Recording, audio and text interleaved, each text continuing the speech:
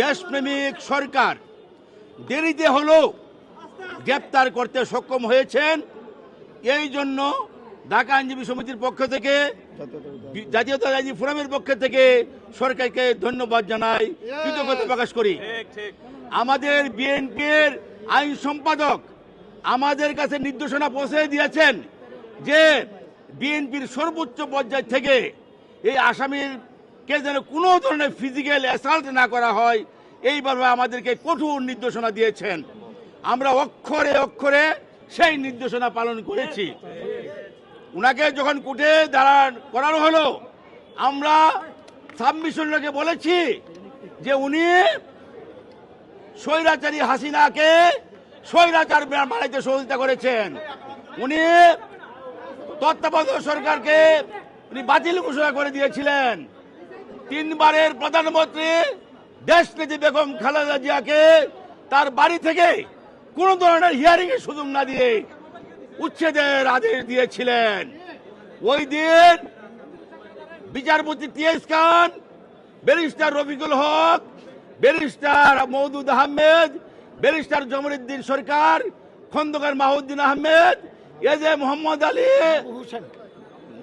Mohammad Ali, Zainul Abedin, barrister Kaiser কামালরা ওই দিন বলেছিলেন যে আমাদেরকে 10 মিনিটের সময় দেন, আমরা আমাদের ক্লায়েন্ট সাবেক প্রধানমন্ত্রী বেগম খালেদা জিয়ার সাথে একটু পরামর্শ করে এসে হিয়ারিং করি।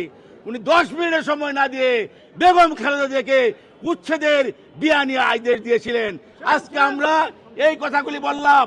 এই দেশে হাজার হাজার মানুষকে হত্যার জন্য সে দায়ী, শত শত মানুষকে গুম করার জন্য সে দায়ী, এবং লক্ষ লক্ষ মানুষের বিরুদ্ধে হামলা মামলার একমাত্র সেই দায়ী।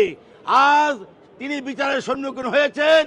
আমরা মাননীয় আদালতকে বলেছি যে দ্রুত চার্জশিটের ব্যবস্থা করে তাকে বিচারের আওতায় এনে সর্বোচ্চ শাস্তি আমরা মাননীয় আদালতের কাছে কামনা করেছি দ্রুত সময়ের মধ্যে। সবাইকে ধন্যবাদ। আদালত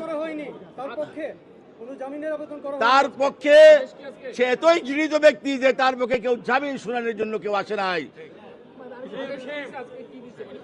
মাননীয় আদালত উনি উনার সমাপ্তি বক্তব্যে বলেছেন যে যেহেতু রিমান্ডের আবেদন নাই, জামিনের আবেদন নাই, আপনাদের বক্তব্য শুনেছি, আপনাদের যে গণতান্ত্রিকভাবে যে আপনারা তাকে কোনো ধরনের যে তার প্রতি যে ফিজিক্যাল অ্যাসাল্ট করেন নাই, এই জন্য আপনাদেরকে ধন্যবাদ জানাচ্ছি, সুন্দর পরিবেশ রক্ষার জন্য ধন্যবাদ জানাচ্ছি, এবং উনি তাকে কারাগারে প্রেরণের জন্য নির্দেশ প্রদান করেছেন।